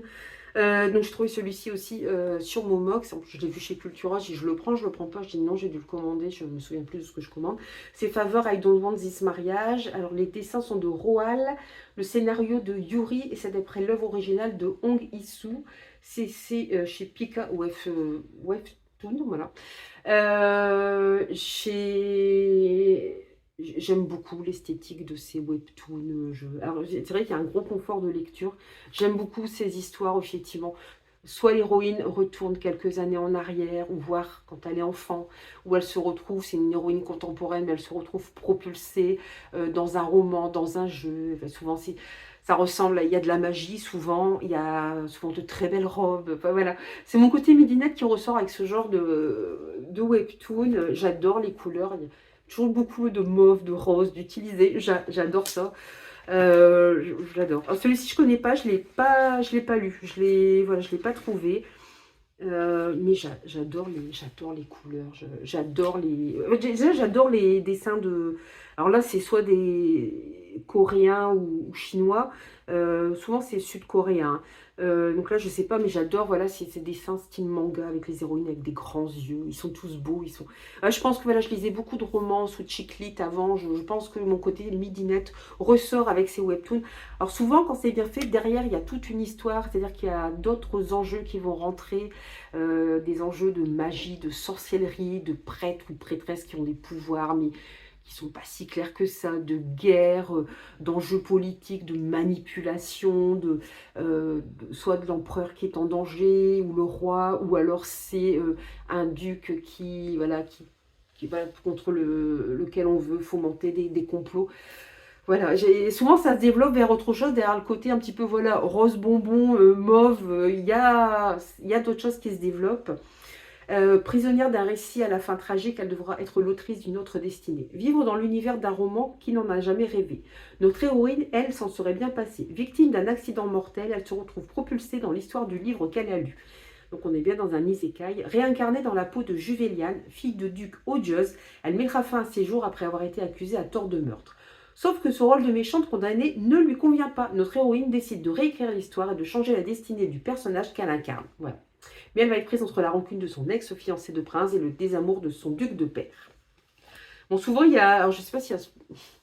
Souvent, il y a un petit peu un triangle amoureux. Voilà, donc je suppose que c'est les deux jeunes hommes qui vont entourer notre héroïne. Il est en super bon état aussi. Hein. Je suis contente. Il n'y avait que le tome 1, je crois. Donc en ce moment, j'ai envie de ça. Et j'ai envie même... J'en lis sur des plateformes, mais le papier, je préfère, quoi. Voilà, donc c'était encore... un book-haul, ça va être la semaine book-haul, je pense, parce que j'attends encore d'autres réceptions. Je vais les avoir, j'attends des services de presse, je ne les ai pas reçus. J'ai vu que c'était passé sur d'autres comptes. Alors moi, c'est vrai que j'ai dit aussi que je rentrais que le 31 août, donc... mais voilà, j'espère, parce que j'ai une ULC prévue aussi sur un autre service de presse, donc j'espère l'avoir. Bon, sinon, au pire, je l'achèterai. Voilà. Bon, une fois encore, je vous laisse ici, et puis je vous dis à tout de suite. Rebonjour, c'est la Caro, toujours du 1er septembre, qui revient parce qu'elle avait tout ça dans sa boîte aux lettres, en plus de ce que le postier avait avait amené ce matin. Je sais pas pourquoi. Alors c'est peut-être parce que c'est un colis qu'il a déjà essayé de mettre et qui n'est pas passé, donc est-ce qu'ils envoient quelqu'un d'autre? Je ne sais pas, mais bon, toujours est-il qu'il y a encore tout ça qui est arrivé. Je ne suis toujours pas allée ouvrir les colis. J'ai aussi un colis Vinted à récupérer... mais c'est au Leclerc Drive. Alors ici, j'ai vu la maison d'édition, donc je sais. Mais bon, très contente. Voilà, c'est les éditions Nemos et Naos, voilà, qui m'ont envoyé Fille de rouille de Gwendoline Kist. Alors ça vous dit peut-être quelque chose parce que c'est un livre qui à la base est sorti aux éditions du Chat Noir. Je crois que je vous l'ai déjà dit ici, mais malheureusement les éditions du Chat Noir vont fermer. Ils finissent de publier les livres qui sont en plusieurs parties pour 2026 et puis après c'est tout, ils ferment. Et c'est le deuxième titre qu'ils reprennent des éditions du Chat Noir, donc je suppose qu'ils rachètent les droits ou je sais pas trop. Donc voilà, du coup je suis très contente, je pourrais le commencer. Faire 36 livres à commencer, mais vu qu'il sort début septembre, mais voilà. Je vous fais pas trop le résumé parce que l'heure tourne et je dois quand même aller chercher mes enfants. Comme je finis plus tôt aujourd'hui. Alors, celui-ci, je n'essaie pas regarder. Ah bah ça c'est, voilà, ça c'est, comment... Actes Sud Jeunesse, en fait, depuis qu'ils m'ont contacté pour leur collection Épouvante Jeune Adulte, ils m'envoient aussi régulièrement certains de leurs livres sans que je les demande. Là, on est pendant la Seconde Guerre mondiale. Les deux étudiants déjà arts et métiers ont rejoint un maquis de montagne. Libérer le pays, être digne de ceux déjà tombés, veulent faire leur part. Mais leur inexpérience coûte la vie à un membre du groupe et les voilà chargés de la sale besogne, exécuter le soldat allemand auteur du coup mortel. Ils n'y arrivent pas, le prisonnier leur échappe. L'ancien s'étrousse dans le froid et la neige avec Hélène, jeune résistante comme eux. Il tombe dans un gouffre profond et s'y trouve piégé. Ah, ça a l'air très, très passionnant. La couverture est très belle.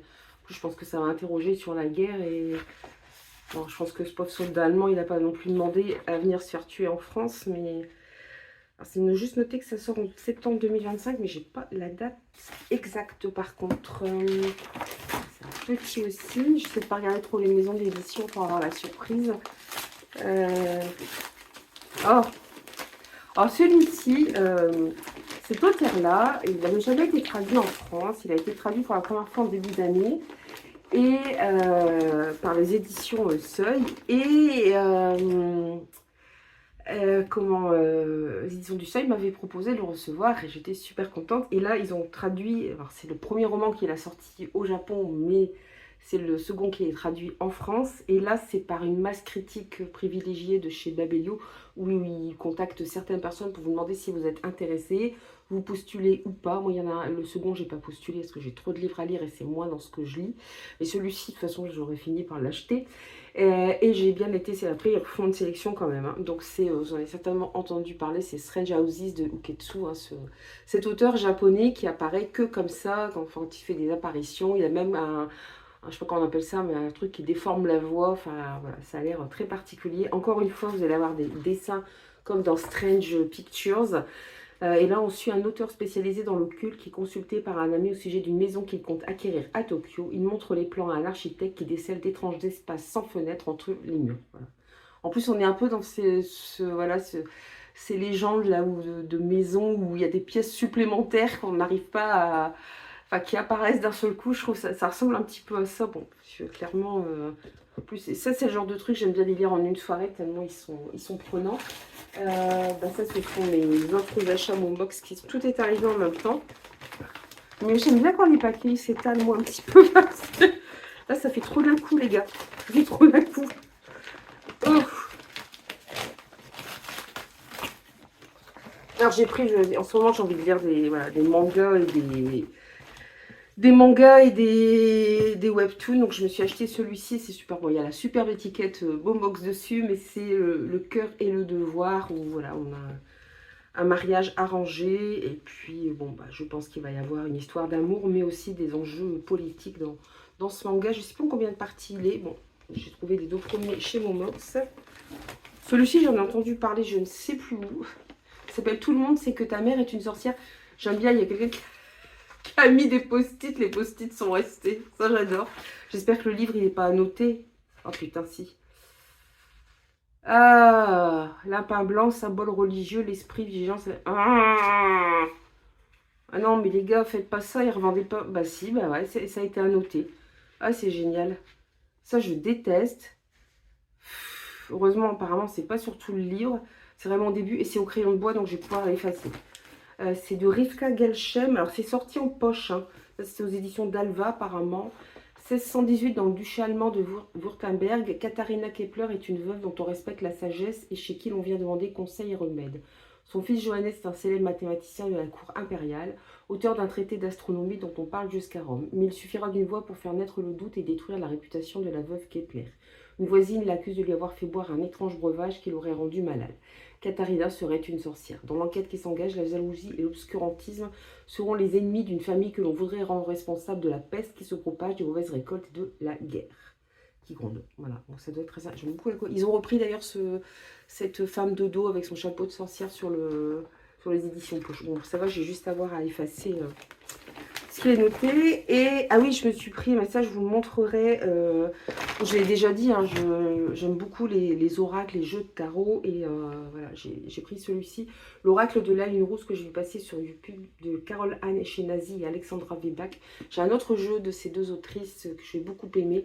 Bon, j'ai pas le déballé aujourd'hui. En plus, il est encore sous blister, donc il est neuf. Moi, je l'ai trouvé chez Momox. Donc c'était 27 € à la base, hein. Je sais plus combien je l'ai payé, mais je ne l'ai pas payé très cher. En plus, il y avait encore une remise dessus, donc c'était vraiment super. Vous avez quelques-unes des photos qui sont là. C'est le genre de dessin que j'adore. Je m'en sers pas vraiment. J'ai une sorte de collection pour les dessins, on va dire. Par contre, je suis pas contente. Je pensais pas qu'ils sont comme ça encore en papier bulle et compagnie. Alors ici, toujours dans le cadre... Voilà, attendez, c'est le tome combien celui-ci? J'essaie de faire ça correctement. Je vais faire ça à peu près correctement. On va tout sortir, ça va être plus simple. Ah, c'est les 3 tomes. Voilà, j'ai pris en fait les 3 tomes de... J'espère que ça va me plaire. En plus, je les avais feuilletés en librairie. C'est Beware the Villainess. Là, c'est de Berry Sodai, c'est Blue Cana, c'est chez Coda, c'est Albin Michel Coda. Alors, le tome 1, c'est celui-ci. Le tome 2 est ici. Vous voyez toujours avec ses superbes dessins. Et tome 3. Quand une étudiante moderne se retrouve réincarnée dans le monde d'un roman à l'eau de rose, encore un isekai, ça déménage dans la peau de Mélissa Peau de bras. Elle va chambouler toute l'histoire en s'opposant aux 4 prétendants machos et manipulateurs qui courtisent l'héroïne du roman. Ah, mais je crois que j'ai lu le début. Je sais plus où, sur quelle plateforme, peut-être Dailytoon. Effectivement, ils sont plusieurs à tourner autour de l'héroïne, qui doit être la jeune fille à l'air innocent qui est ici. Elle va tout faire pour l'aider, pour la sauver. Alors, il y a vous êtes moins dans les tons de couleur mauve, rose, tout ça. Et les couvertures par rapport aux autres ne sont pas en papier glacé. J'essaie de ne pas vous spoiler ni de me spoiler en même temps. Ça a l'air... je pense qu'il y a pas mal d'humour dans celui-là. Ça a l'air pas mal du tout. Et puis, le dernier, bon, c'est marqué en grand qu'il a envoyé, donc je le sais. Par contre, alors je vais savoir, mais par contre, le format me paraît grand. C'est ça qui me... Ah non, c'est le format normal. Ce sont les éditions d'Argo, puisque je suis en partenariat pour leur label Combo, hein, le label Young Adult. Et c'est Polygone de Antoine Pédron. Donc à chaque fois, c'est des auteurs français, hein, de toute façon. Dans un futur proche, au climat de plus en plus rude, les habitants ont presque tous quitté les campagnes. Seul reste avec sa famille Loé, jeune garçon rêveur et bricoleur, las de cet isolement. Il n'arrive pas à se projeter dans un avenir incertain et préfère se réfugier dans ses maquettes de villes utopiques jusqu'à tomber nez à nez avec un robot géant d'un autre temps. Aristillus, fasciné, Loé voit en lui un ami qui le comprend et lui fait la promesse de le remettre sur pied. Je dis, vous ne faisiez pas les résumés, je l'ai fait quand même. Il est très beau. J'adore les couleurs. Waouh. Voilà, les dessins. C'est toujours des dessins un peu... voilà, ça sort un peu de l'ordinaire, je trouve, la belle combo. J'aime beaucoup ce qu'ils font. Mais après, on a des couleurs comme ça. Là, vous avez des teintes assez uniques. J'aime beaucoup ce qu'ils font. C'est vraiment sympa. Je me dis peut-être que pas tout de suite, mais mes enfants pourront les lire. Des fois, ils regardent un petit peu les BD. Et ils pourront les lire plus tard. Bon, bah voilà, là, j'ai éclaté. À mon avis, j'ai pu rien recevoir avant un moment maintenant. Je crois que... Ah non, j'attends toujours... j'en attends 2 normalement. Et puis, puisque les autres... enfin, il y a les 2 chez Mondial Relais, mais je sais qui c'est. J'attends encore une maison d'édition. Et il y en a un, bah, je sais pas. Peut-être falloir que je les relance. Donc voilà, donc encore de quoi s'occuper. Cette fois, oui, bon ça va, je suis pas trop en retard quand même. Je pense pas que je vais vous reprendre, à moins que j'ai un nouveau. Mais je pense pas. Ça va être un vlog boucole en fait. Bon voilà, bon, du coup bah, je vous dis à très bientôt. Hello, je vous retrouve en ce samedi 6 septembre. J'ai pas pu vous prendre ces derniers jours parce que bon, après la rentrée des enfants, j'ai fait ma propre rentrée. Puis je voulais vous parler voilà, du dernier livre que j'ai terminé de lire, Lady Orgueil et Mister Préjugé de Bianca Maconero aux éditions Château d'Âme, qui est donc une réécriture de Orgueil et Préjugé, version moderne avec ici les rôles inversés puisque Darcy enfin c'est la femme et on n'a plus Elisabeth Bennett, mais William Bennett. J'ai bien aimé, franchement, c'est la lecture. Alors, c'est de la romance, hein, donc si vous n'êtes pas très romance, effectivement, ça va pas forcément vous plaire, mais c'est la lecture qui fait du bien. Je l'ai commencé en plus. On allait revenir de vacances, il pleuvait, bah, ça fait du bien, ça fait du bien. Juste, effectivement, ça n'a pas été facile pour moi. Cette inversion, en fait, tous les personnages qui sont masculins dans l'œuvre d'origine, Orgueil et Préjugés, sont ici des femmes et inversement, c'était pas toujours facile de s'y retrouver. Chaque fois que je voyais les noms Darcy ou Bennett, bah pour moi c'est Elisabeth Bennett et Fitzwilliam Darcy. J'avais du mal vraiment à m'y remettre, mais c'était pas mal. Bon, on retrouve un peu quasiment ce qu'il y a dans l'œuvre d'origine. Après, vous pouvez le lire, même si vous ne connaissez pas Orgueil et Préjugés. Vous l'avez peut-être vu aussi en téléfilm ou en film, parce qu'il y a eu moultes adaptations aussi. Mais voilà, c'est le livre qui vous met de bonne humeur. Il y a des punchlines, parce qu'ils peuvent pas trop se blairer. C'est un côté enemies to lovers, mais le personnage masculin est vraiment un green flag. Hein, c'est vraiment le mec bien. Bon, bah, c'est tout. Ils peuvent pas se. C'est un peu sur un malentendu, en fait, qu'ils peuvent pas trop se piffrer. Elle fait un petit peu, je sais plus son, Héloïse Darcy, elle fait assez froide, mais on apprend à la connaître, un peu comme le personnage masculin de Jane Austen. On apprend à mieux la connaître, à savoir pourquoi elle est comme ça aussi, elle peut paraître très froide. Et puis, ouais, lui, c'est un amour, quoi, ce mec. En plus, il défend plutôt la cause des femmes. Il y a quelques aussi références. Alors, clin d'œil, c'est pas le mot, mais effectivement, la condition féminine, même au XXIe siècle, c'est vrai qu'elle a. Alors, elle a un grand-oncle qui est. C'est un grand-oncle ou un oncle qui est plus âgée, Héloïse Darcy, effectivement, qui trouve pas normal qu'une femme à 26 ans soit pas encore mariée. Et il y a encore des gens qui pensent comme ça actuellement. Alors, une femme célibataire, en plus, je vous le dis parce on peut ne pas être marié, mais être en couple, mais voilà, enfin, 26 ans, quoi, c'est jeune. Voilà, il y a encore un peu ces injonctions qui sont là, et puis oui, ce côté un peu... il y a la mère de William Bennett qui écrit des romans à l'eau de rose. Alors bon, c'est pas forcément super bien vu non plus, notamment par les hommes, parce qu'il y a des scènes de smut dans ces romans. Enfin, voilà, il y a quand même encore, comme un peu à l'époque de Jane Austen, alors beaucoup moins évidemment, mais il y a encore effectivement toujours un petit poids social qui est là sur les femmes, d'autant que Héloïse Darcy vient d'un milieu aisé, donc bon, bah, on se marie entre soi, quoi. On va pas se marier avec le Pékin du coin qui est issu du peuple, voilà, qui est pas riche, peut-être pas 1 million, mais qui est pas très riche. Donc évidemment, il y a aussi cette différence de classe entre les deux personnages. Il y a la fameuse scène aussi, effectivement, où il y a... enfin, l'un des deux avoue ses sentiments. Si vous ne connaissez pas, je ne vais pas trop vous spoiler. Ça a été très bien repris, je trouve. Et voilà, voilà. Donc c'est le roman Bonne Humeur. C'est une romance, hein, voilà. Donc il ne faut pas chercher midi à 14 h, hein, mais c'était une bonne réécriture, je trouve. Moi, je ne suis pas une puriste. Voilà, j'aime bien retrouver Jane Austen autrement. Et voilà, et ça fait du bien de voir ces réécritures. Donc pour ça a été une bonne lecture. D'ailleurs, j'avais acheté l'intégrale des œuvres de Jane Austen chez Hauteville. C'est un très très beau livre relié avec des photos et tout dedans, anciennes, quoi, comme on illustrait autrefois les livres, avec des gens en vêtements d'époque. Il était à 69 €. J'avais réussi à le trouver à un petit peu moins de 20 € parce qu'il était un tout petit peu abîmé, tout ça. Et là, j'ai vu Hauteville va en ressortir un. Cette fois, qui sont plutôt dans les tons mauve, qui est très très beau aussi. Et ils vont rajouter Lady Suzanne, qui est un roman épistolaire que Jane Austen avait commencé à écrire mais n'a pas fini. Il y a quelqu'un qui en avait fait un roman, 1 ou 2 personnes, j'avais lu, mais bon, c'était pas aussi bien que Jane Austen. Mais voilà, ça raconte l'histoire d'une femme qui a une fille, elle est veuve, mais voilà, elle veut monter en position sociale, donc elle essaie de pousser sa fille à épouser un jeune homme riche. Enfin, elle complote tout ça. Enfin, elle n'est pas très sympathique, quoi. Elle n'est pas très sympathique, ce personnage de Lady Suzanne.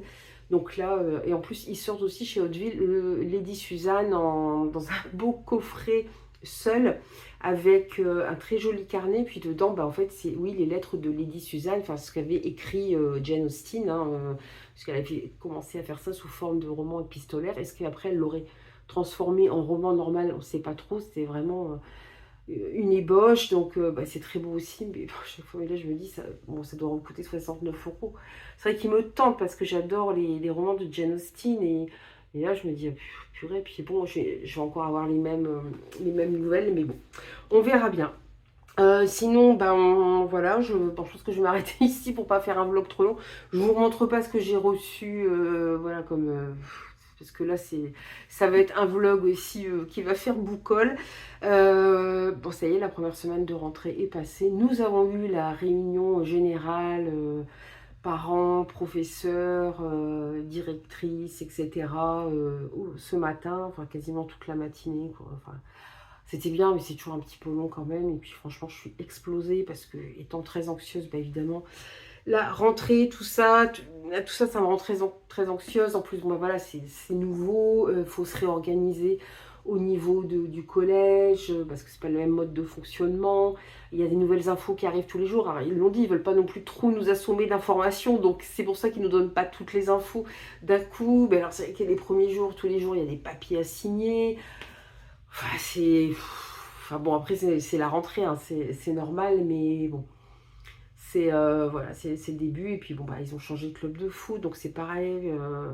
Puis là, c'est vrai qu'on a été prévenu un petit peu tard il y avait un match amical, on est prévenu un peu à la dernière minute. Bon, j'espère que c'est pareil, que ça va rentrer dans les clous après, parce que on peut pas courir. Moi, je ne savais pas si cet après-midi, il va peut-être falloir que je les conduise près de Lille pour un match de foot, sauf que ce week-end, le premier week-end de septembre, il y a toujours la braderie de Lille. Je vous dis pas le monde qu'il y a, hein, c'est effrayant, quoi. Il y a un monde de fou. Alors, je dis, bah, si du compte fait, le match a été annulé parce que bah, déjà, il y avait cette réunion ce matin. Et il y a pas mal de gamins qui sont au collège, qui sont dans le même club de foot, hein, même si c'est deux choses séparées. Mais je suis allée à Wascal, c'est près de Lille. Je dis, ça va être un enfer, on va faire partir à je sais pas quelle heure pour.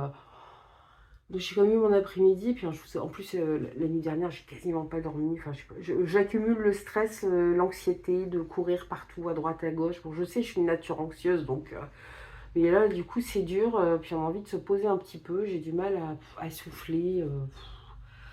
Mais bon, ça va se mettre en place petit à petit, j'espère. Je sais pas si pour vous c'est pareil, le moment de la rentrée, de la reprise, c'est aussi un moment de stress comme ça, de moment assez anxieux où il faut tout reprendre et c'est pas facile. Puis là, c'est vrai que comme ils changent évidemment d'école, c'est un gros changement. Mais bon, ça va aller, on va tenir le coup. Déjà, j'ai pu avoir mon samedi après-midi parce que bon, c'est pareil, moi j'en ai marre de courir à droite à gauche pour le foot tout le temps. Bref, et là, ils ont des options proposées au collège, donc il y a des options de sport. Je dis, vous n'avez pas envie de faire autre chose que du sport, quoi, parce que bon, vous en faites déjà, vous avez déjà 2 entraînements par semaine, 1 ou 2 matchs par semaine. Bon, là, ils n'ont pas été convoqués, bah, ils viennent d'intégrer l'équipe, donc il faudra attendre un petit peu, mais bon, on verra bien. Bon, en fait, pour l'instant, c'est au boulot, je trouve, pour l'instant, où tout s'imbrique bien, même si c'est un peu, voilà, il y a beaucoup de choses à mettre en place au niveau, notamment des prochaines actions culturelles qui vont être mises en place pour la médiathèque. Donc ça demande pas mal de travail, de reprendre contact avec les écoles, de mettre en place des ateliers avec les écoles. Je vous le redis pour ceux qui ne savent pas, mais je travaille en bibliothèque. Voilà, c'est. Puis, les achats évidemment. Enfin, c'est pas la partie la plus horrible, hein, du métier de bibliothécaire, c'est d'acheter les livres. Ça, c'est ce que je préfère. Voilà, puis bon, c'est surtout la mise en place. Et puis, bah, vous essayez de joindre un tel, vous n'y arrivez pas. Et puis là, on va changer de logiciel. Donc, on va devoir suivre des formations. Enfin, ouais. C'est un petit peu tout ça. Voilà, donc ça fait beaucoup de choses à intégrer. Mais je pense que c'est surtout effectivement le changement de rythme des enfants, quoi. Puis je vous avais dit, je sais plus si je vous ai dit, mais le lundi, ils avaient leur journée de pré-rentrée. Il n'y a que les sixièmes qui rentraient. Enfin, c'était pas une journée de pré-rentrée, c'était la rentrée des sixièmes. Et le mardi, c'était les autres classes. On a mis 40 minutes. Normalement, il faut un quart d'heure, 20 minutes pour arriver au collège. On a mis ouais, 40-45 minutes. Mais en fait, apparemment, alors, c'était peut-être aussi parce que c'était la première journée de rentrée des 5e, 4e, 3e. Parce que mercredi, ça a été. Jeudi, c'est mon mari qui les a conduits, ça a été. Vendredi, ça a été aussi. Après, il y a un problème aussi, c'est-à-dire que le collège, il y a une espèce de grande cour devant le collège. Le collège, l'entrée est plus dans le fond et évidemment, c'est marqué que en fait, cette entrée, elle est réservée, je pense, au bus. Je ne sais pas si ça arrête juste devant cette cour ou s'il rentre dans la cour, le bus, la navette. Il y a bus, navette, et puis bah après, c'est un accès aussi pour les pompiers, les policiers, etc. Parfois aussi ce qu'ils disent des taxis s'il y a besoin, voilà, quelqu'un qui aurait besoin d'être déposé en taxi et évidemment bah, c'est réservé, mais évidemment vous avez toujours des gens très malins qui se servent de cette cour pour rentrer et déposer leurs gamins. Mais il y a toujours des gens, hein, ils pourraient rentrer dans les magasins, les écoles, les compagnies avec leur voiture, ils le feraient. Donc alors qu'il y a 2 grands parkings, on a un grand parking à côté. Et il y a le parking du stade qui nous est ouvert aussi juste en face. Donc franchement, ça va, quoi. Mais apparemment, mardi, il y a plein de gens qui ont fait ça. Donc du coup, ça a bloqué les bus. Ce qui expliquerait peut-être aussi qu'il y a eu tout ce bazar mardi. Bon, on va pouvoir prendre peut-être un petit peu plus de temps. Donc ça, c'est pas plus mal, mais voilà, c'est... En fait, ça m'a fait rire parce que pendant la réunion, en fait, ce qu'ils expliquent, et en même temps, ça m'a pas étonné, c'est ce qu'ils disent, ils ont pas dit comme ça, mais c'est vrai que le plus pénible, c'est les parents, quoi. C'est-à-dire que vous avez les parents, si l'enfant a une sanction, ben, c'est non, mon enfant ferait pas des choses pareilles. C'est des parents qui pensent que oui, mais non, il aurait dû avoir une meilleure note à cet endroit-là et pas qu'on lui enlève un demi-point. Donc la directrice a dit, c'est pas la peine de nous appeler, c'est pas...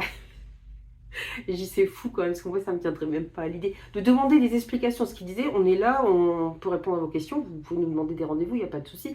Mais clair, elle a été très claire là-dessus, quoi. C'est vrai que ça fait assez sévère, mais en même temps, je pense qu'ils sont obligés de, voilà, d'être très dans les règles, parce qu'il y a des débordements. Puis en plus, elle a reparlé de ça. C'est vrai que moi, ça m'avait causé des insomnies. Je ne sais pas si vous vous souvenez, mais il y a 2 ans de ça, il y a un lycée à Arras. Donc c'est là où ils sont, c'est une ville qui colle à Arras. Il y a eu ce prof qui s'est fait assassiner. Hein. Il y a un gars qui est rentré dans le lycée. Ça n'a pas rappelé des bons souvenirs, quoi. Parce que nous, à l'école où ils étaient, il y avait aussi des problèmes un peu pour les mêmes causes. C'est pas allé jusque-là, hein, mais il y a eu des soucis aussi. Et plus ça qui est arrivé voilà, à Arras, à ce professeur, bah, c'est vrai qu'on se dit c'est tout près de chez nous, ça n'arrive pas qu'ailleurs. Et ça fiche les boules, quoi. Donc elle en a reparlé parce que elle voulait mettre les choses au clair, parce qu'apparemment, bon, eux, ils avaient, les forces de l'ordre leur avaient dit, voilà, les gamins, ils ont des protocoles de toute façon. Vous les laissez enfermer, puis le but c'est de faire en sorte que les gamins ne s'en ressortent pas trop, quoi. Moi je sais que les miens, on était au boulot, ils ont mangé dans une salle de classe, tout était fermé, voilà, c'est ce qu'elle disait aussi, pour le, voilà, l'entrée dans, enfin, cette grande cour du collège, on est encore en plan Vigipirate quand même, donc c'est pas pour que les parents viennent déposer leurs gamins, c'est pas un stop and go, quoi. Et elles, ils ont eu pendant ce, voilà, cet assassinat, enfin, pendant cette alarme, donc, les forces de l'ordre ont dit, vous restez enfermés et on vous dira quand vous pouvez dire aux enfants de sortir, de prévenir les parents. Et il y avait des parents qui venaient carrément taper à la porte pour venir chercher. Alors, on peut comprendre l'inquiétude des parents, mais laisser les gens faire leur taf aussi, quoi. C'est... Donc voilà, donc du coup, là, les règles ont bien été rappelées, bien cadrées, mais c'est pas plus mal. Puis là, je veux dire, je sais pas combien ils étaient dans leur école, mais là, on passe quand même dans un collège où il y a plus de 1000 élèves, hein, donc c'est quand même énorme. Donc c'est vrai que si c'est pas hyper carré, ça risque d'être vite compliqué. Ouais, donc ça a l'air, bon, les enfants, en tout cas, bon, les miens, ils sont super contents, ils sont surexcités. Ils ont eu des tablettes par l'école. Alors j'aime bien parce que nous, ils n'ont pas de portable, ils n'ont pas de tablette ni rien. De temps en temps, l'ordinateur, mais c'est tout. Mais voilà, c'est l'école qui leur donne des tablettes. Enfin, après, c'est des trucs, voilà, ils ont accès qu'à certaines choses, c'est pour avoir leurs devoirs. Ils ont des applis, mais des applis ludo-éducatives. Tout le reste est bloqué. Et surtout, ils ont fait un blocage. C'est-à-dire que de 22 h à 7 h le lendemain matin, la tablette, elle s'arrête. Mon mari dit, 22 h c'est trop tard, il devrait le faire plus tôt. Ouais, mais j'attends. Après, c'est aux parents aussi de dire, non, là, c'est bon, tu vas te coucher, tu joues pas sur la tablette jusque 22 h. Mais ils l'ont fait quand même, ce que je trouve pas mal. Voilà. Et c'est vrai qu'ils ont beaucoup parlé des téléphones portables, parce qu'ils sont... Alors, les enfants peuvent garder leur téléphone portable dans leur sac, mais pas dans la poche, et interdiction de s'en servir. S'ils veulent passer un coup de fil, ils peuvent en parler voilà, au personnel du collège. Je crois qu'il y a des brouilleurs en plus. J'ai entendu dire qu'il y avait des brouilleurs dans le collège, mais c'est fou parce j'avais l'impression que tous les gamins avaient des portables. Moi, les miens, ils n'ont pas de portable. Peut-être on s'était posé la question, peut-être qu'on en aura la nécessité là, si des fois ils doivent nous appeler. Mais bon, ce sera en dehors du collège en même temps, donc... Puis ils prennent pas le bus. C'est vrai que là, il y avait une maman, le bus apparemment n'a pas attendu les enfants, il s'est cassé. Donc heureusement, sa fille avait un portable, elle a pu appeler sa mère pour dire, bah écoute, le bus il est parti, on est devant l'arrêt de bus, voilà, donc ça peut être... mais moi, ils prennent pas le bus pour le moment. De toute façon, apparemment, il faudrait que je redemande à une maman aussi qui habite ici, mais apparemment... Elle a eu une réponse négative, elle attendait le pourquoi. Je pense que certainement qu'on habite trop loin, mais enfin, il faut savoir qu'on est à quoi peut-être une dizaine de kilomètres, quoi. 10-12 kilomètres. Enfin, c'est du grand n'importe quoi, mais bref. Ils ont un autre de leurs copains qui, lui, est parti sur un collège à Arras. Il habite un village un peu plus loin, ça a été interdit, mais je veux dire, c'est pas non plus à 50 bornes, quoi. Enfin, je trouve ça un peu lamentable, quoi. Il n'y a pas d'autres lignes de bus, donc enfin, je trouve ça lamentable. Ou alors, je pense qu'il faut qu'il le dépose à un certain endroit, mais je sais même pas, parce que lui, eux, ils avaient eu la réponse, comme quoi c'était interdit. Enfin, que c'était non parce qu'ils habitaient trop loin, donc même s'il le dépose, je pense à un arrêt de bus, je sais pas comment ça se passe. Ou il va falloir qu'il paye le bus, enfin, je trouve ça franchement dégueulasse, quoi. Oui, il y a des collèges plus près, mais vous avez le droit aussi de scolariser votre enfant dans le collège que vous souhaitez. Hein. C'est pas une obligation de le mettre dans tel ou tel collège. Bref. Donc du coup, j'ai pas fait la demande, moi, pour le bus, parce que je m'étais dit, on sait jamais, ça peut peut-être servir, mais bon, je suis pas... bon, là, il faut que je rediscute avec la maman de leur copine là, pour savoir ce qu'il en est exactement, quelle réponse elle a eue. Voir si on fait pas du covoiturage aussi, ce qui serait plus simple. Et puis, bah, la semaine prochaine, ils font déjà leurs 2 jours d'intégration. Donc, il faut être à 5h, 5h30 à l'école. Et comme ils sont pas dans la même classe, ils n'ont pas les mêmes jours d'intégration. Donc, c'est-à-dire que le mardi, je vais devoir conduire Louis à 5h du matin et reconduire son frère après. Alors après, bon, bah, ils sont en décalage, c'est le soir, bon, ça va aller. Et de toute façon, moi, je serai pas là pour aller les rechercher, je serai au boulot. Donc, c'est mon mari qui ira, mais là, ça pose pas de problème. Lui, ça va pas lui bouleverser. Mais moi, j'ai plus ça, enfin, je me 4h du matin. Enfin, puis ce qui m'embête, c'est de refaire. Parce que ça ne me dérange pas, c'est bien qu'ils proposent des voyages. Mais c'est parce que je vais devoir refaire l'aller-retour après, quoi. Et ça, franchement, ça me gave. Ça me gave. Je passe déjà beaucoup de temps en voiture. Puis le gasoil, quoi, enfin l'énergie, quoi, que ça. Bon, bref. Mais bon, en même temps, c'est. Voilà, c'est. Puis donc demain, bah, dimanche, ça va être préparation des bagages déjà aussi. Enfin, faut tout prévoir aussi. C'est. Bon. Ça va être. Et je me dis, et en plus, si vous rentrez, bah, ça va être nettoyage, rangement des bagages, alors qu'en plus, ça va être dans les jours où je travaille. Ça va encore être la course, quoi.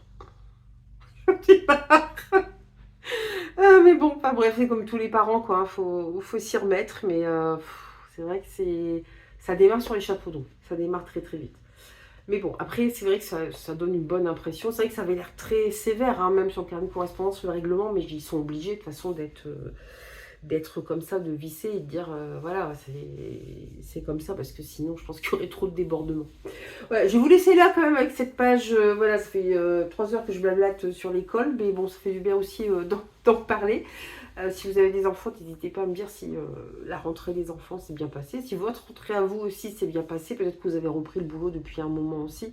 Je pense que la vidéo va arriver quand même courant septembre, donc je pense que tout le monde aura repris, sauf peut-être ceux qui sont décalés ou ont des congés en septembre, je ne sais pas trop. Mais bon, n'hésitez pas à me dire comment s'est passée votre rentrée.